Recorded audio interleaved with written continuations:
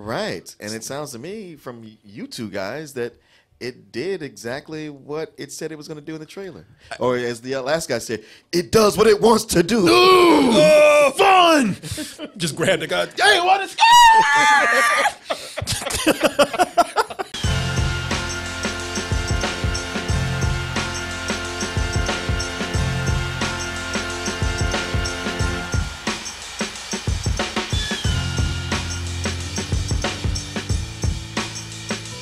Somebody said if you had been smart, you would have, when I asked you what she's dying of, they would have said she's dying of not, fuck it. See, I fucked it up already, man. I honestly expected you to do that. Yeah. And when you didn't, I was like, oh, okay. Well, see, that's why I didn't do it, because I didn't want to be. Because you weren't smart enough to think of it. Because I'm not predictable, that's why. Because I ain't predictable, that's why. Because you thought I was going to do it, and that's why I sensed it, and that's why I didn't do it, Martin.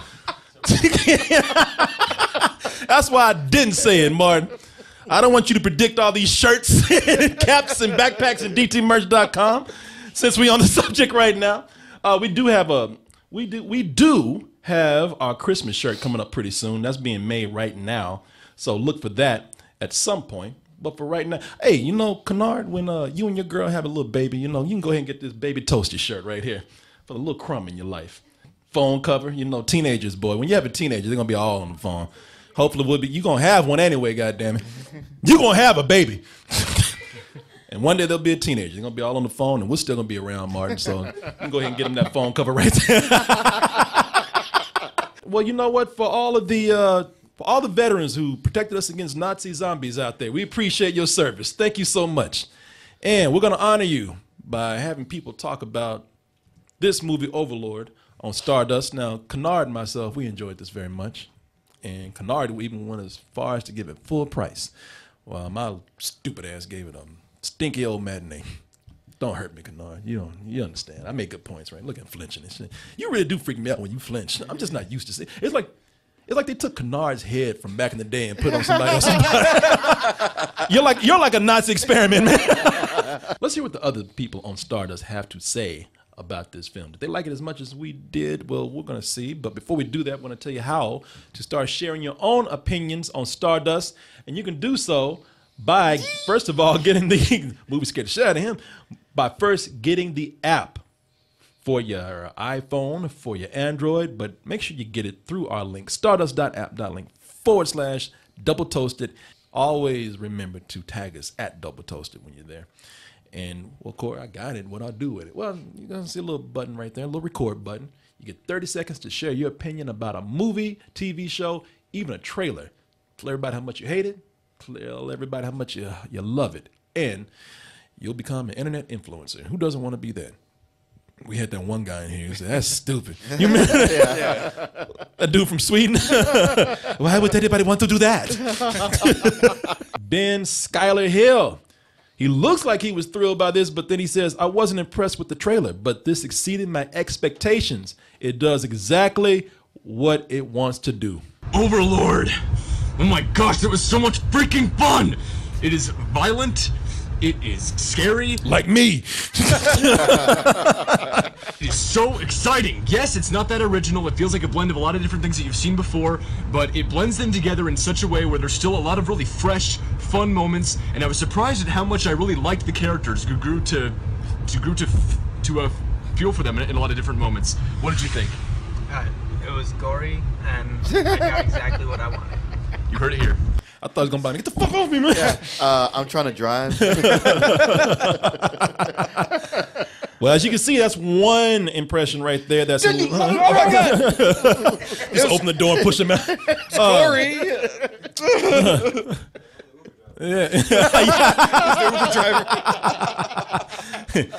Yeah, I give it 5 stars. Like you won't give me, right?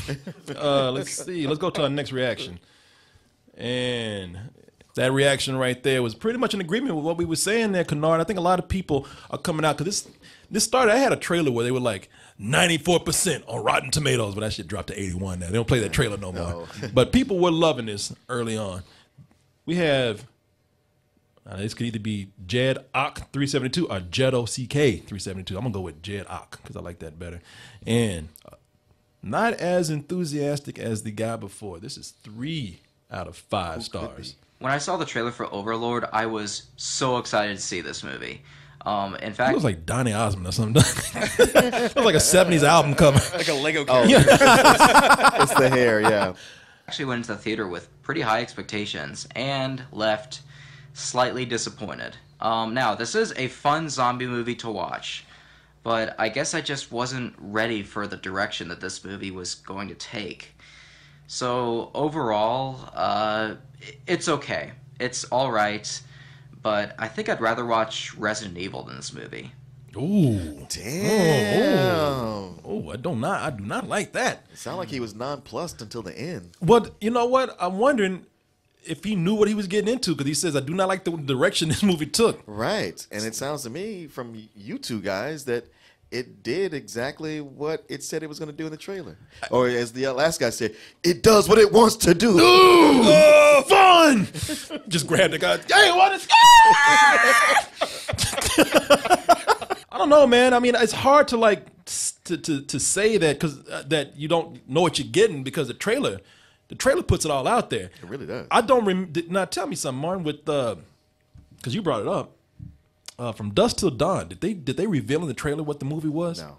Okay, but here they let you know exactly what this is. Yeah. So I value his opinion, but I would like to know what it is that turned this movie around for I mean, him. it sounds like he wanted more zombies. I think he just wanted purely more zombies and maybe get rid of all that war shit, you know? So maybe he was looking for something where Resident Evil is not in short supply of those. So That, you know what? Good point. Good this point. has more complexity, more subtlety. He's like, I thought they were going to be more stupid, but they were trying to be Yeah, smart. I wonder how much he was squirming through the first half of the movie. Yeah. This war stuff still? But it does sound like between the two guys, it depended on their preconceived notions, their expectations. Well, Martin, this is going downhill from here. We got John Reese lives, but he does not live for this movie. He gave it 2 out of 5 stars. Now, I'm not saying that a movie can't slow down or can't be character driven, but I don't think it was enough. And there were a lot of really predictable things in this movie. I'm going to leave the historic inaccuracies alone, because it's a movie about zombies. What do you expect? Reality? And no. You know what, Corey? He actually said all the same things you did. And I think it's a matter of recognizing those things and accepting them, or what your expectations are. Where I said that the movie knew what it was doing, I think that he felt like the movie did not, and stumbled across those types just because it wasn't written that well. I mean, it just sounds like y'all saw the same things exactly. It's just he reacted more negatively to it. That again, that's true. Like I said, I don't think it was bad writing. I think they knew exactly what they were doing. I think he thinks that this was just, this was written in a way where those types were by accident, or no work was put into them. But hey, that's fine. It's funny. I mean, it's a good case of looking at the same thing and getting two different things from it, which happens when you make a movie this crazy like this. Yeah. When you put two different genres together, people kind of, they see all kind of different things. So I guess the next one's gonna be 1 star then. Let's see what we got. Nah. Oh no, rebounded back to 5. 5. But was even the first guy No, 5? no. Ooh. The Eric Butts.